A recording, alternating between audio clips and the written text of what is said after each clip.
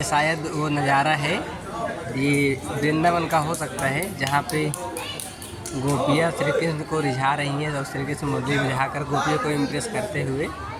हमारे श्री कृष्ण बड़े ही महान थे।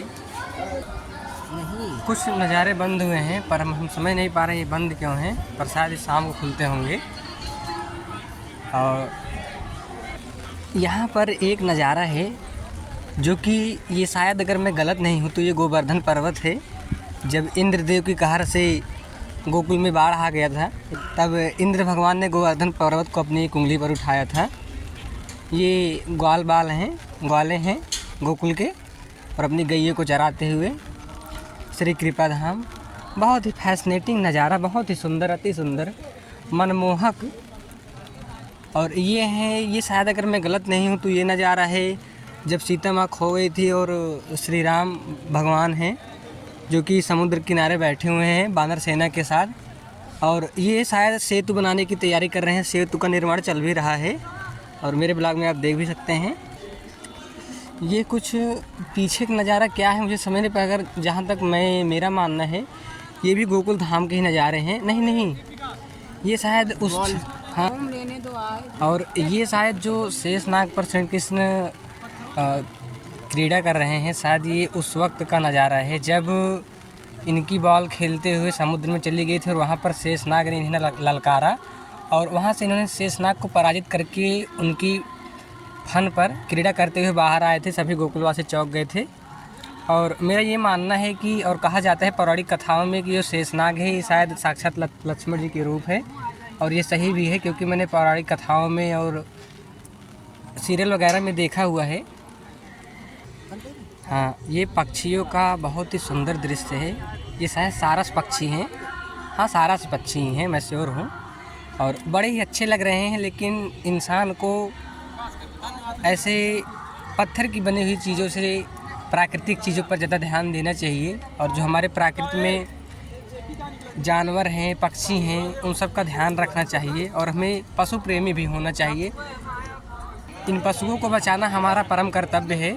और हमारा जन्म अगर हुआ है इंसान के रूप में तो हमें इनकी देखभाल करनी चाहिए। इसकी जिम्मेदारी सबको उठानी चाहिए, हर मानव जाति को। कुछ ये खाली इलाका बहुत अच्छा है। ये भक्ति भवन है, अगर अलाउड होगा तो हम इसके अंदर ज़रूर जाएंगे। यहाँ की बिल्डिंगें जो है, एक ऐसा लग रहा है कि प्राचीन कारीगरी का एक अद्भुत नज़ारा है। एक मंदिर वहाँ रहा, मैं थोड़ा जूम इन कर देता हूँ, वो रहा। और इसकी खूबसूरती अकल्पनीय है, अवर्णनीय है। मेरे पास वो शब्द नहीं कि मैं इसकी कल्पना कर सकूं। एक पीछे जो गुंबद जैसा बन रहा है उसके बारे में मुझे पता खैर है नहीं। अगर नेक्स्ट टाइम मैं आऊँगा, बारिश हुआ है, बारिश का पानी है। और ये जगत कृपालु परिषद, ये कृपालु महाराज हैं। इन्हीं के नाम पर, इन्हीं के जीवन कथाओं पर ये मंदिर का निर्माण हुआ है।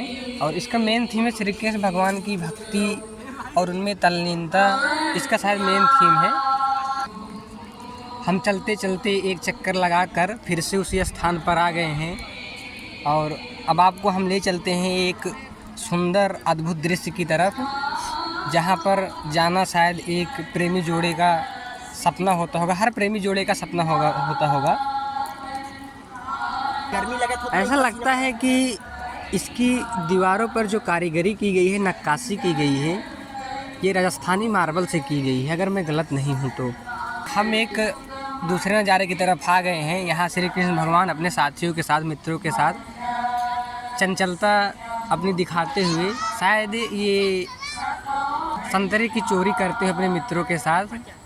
बड़े ही चंचल मन के श्री कृष्ण भगवान थे और उनके मित्र थे।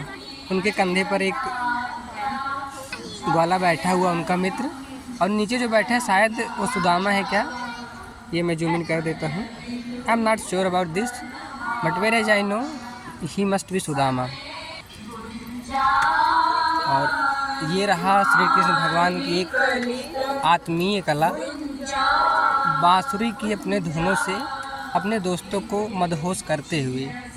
ये नज़ारा काफ़ी खूबसूरत लग रहा है मुझे। यहाँ पर भी कुछ मन की चंचलता ही व्यक्त कर रहे हैं अपने मित्रों के साथ।